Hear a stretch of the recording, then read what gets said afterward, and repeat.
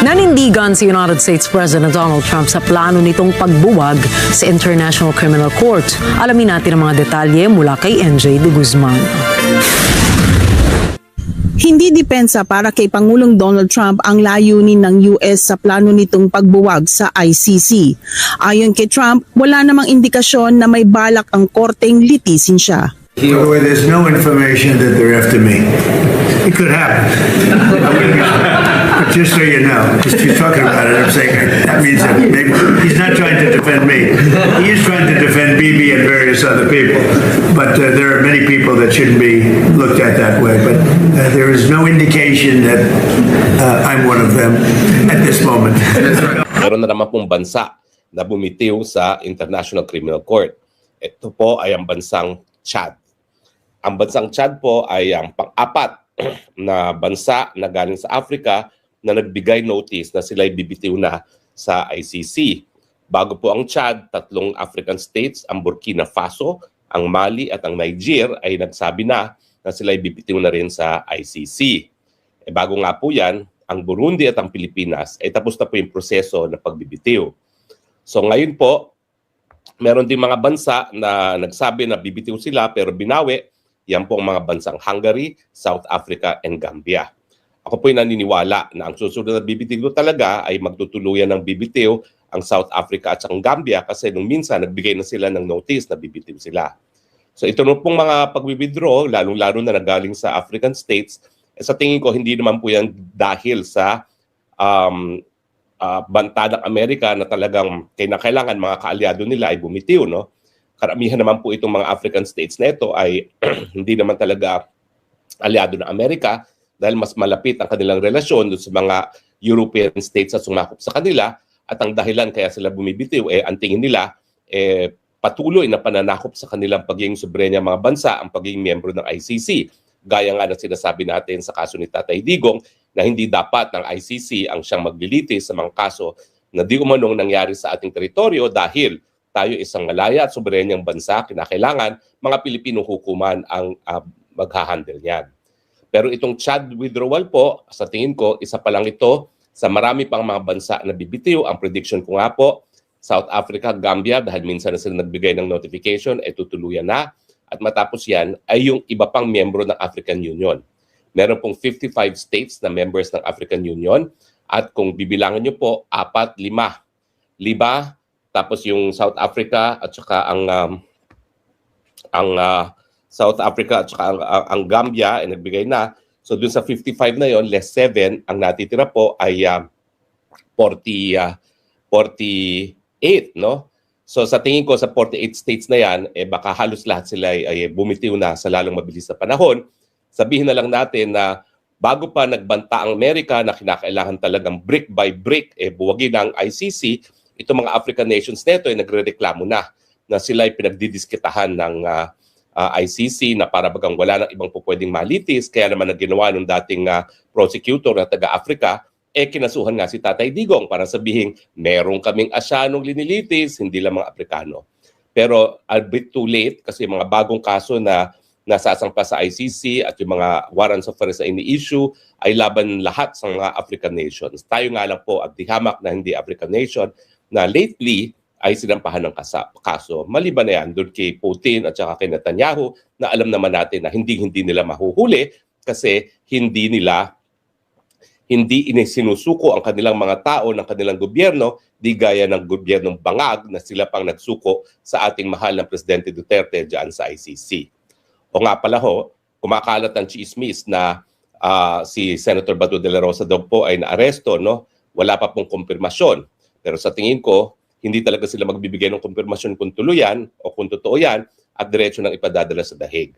Ako naman po, dahil kaibigan naman natin si Bato, no, handa naman po tayo na magbigay ng tulong kay Senator Bato.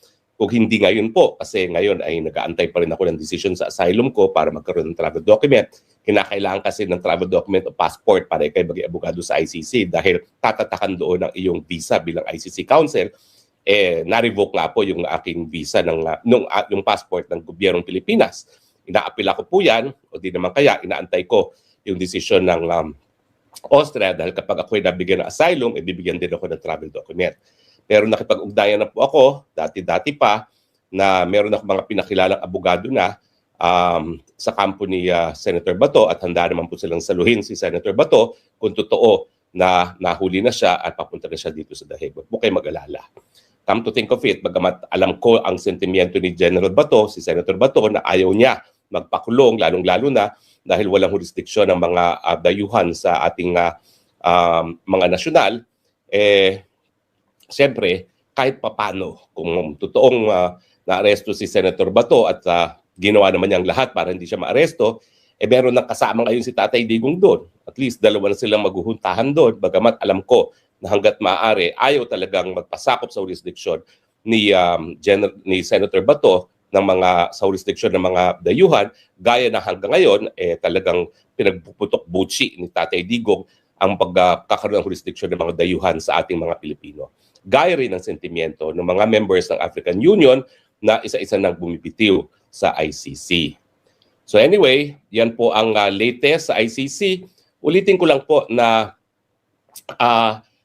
hindi automatic na kung mauubos ang membership ng ICC, mapapawala na si Tatay Digong. Sa totoo lang po, yung mga bansa ng European Union, dahil sila naman talaga ang nagpasimuno nitong ICC, mananatili pong mga miyembro yan, miski sila lahat ay mga kaalyado ng Amerika at kaya naman nilang sustentuhan yung korte.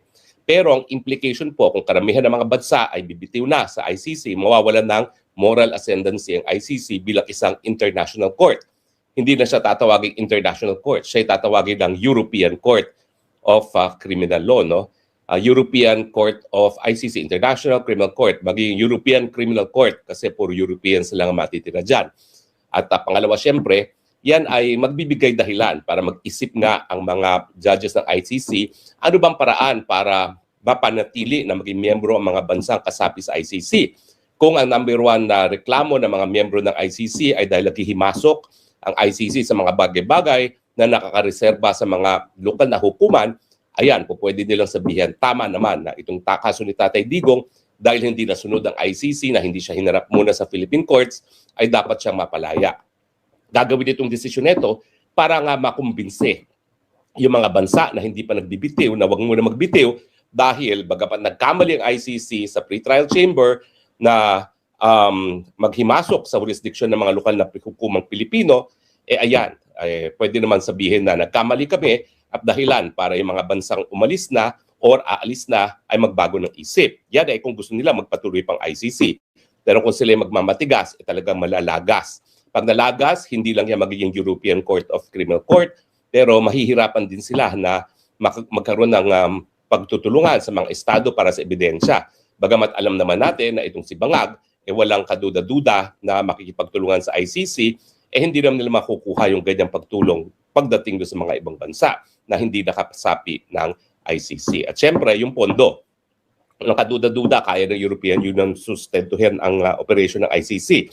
Pero ang tanong, gusto ba nila? Dahil ito na nga, may problema na sila na Amerika umaatras na sa gastusin ng pagdidepensa sa Europe at tinataasan ng mga bansang Europe ang kanilang budgetary allocations para sa defense.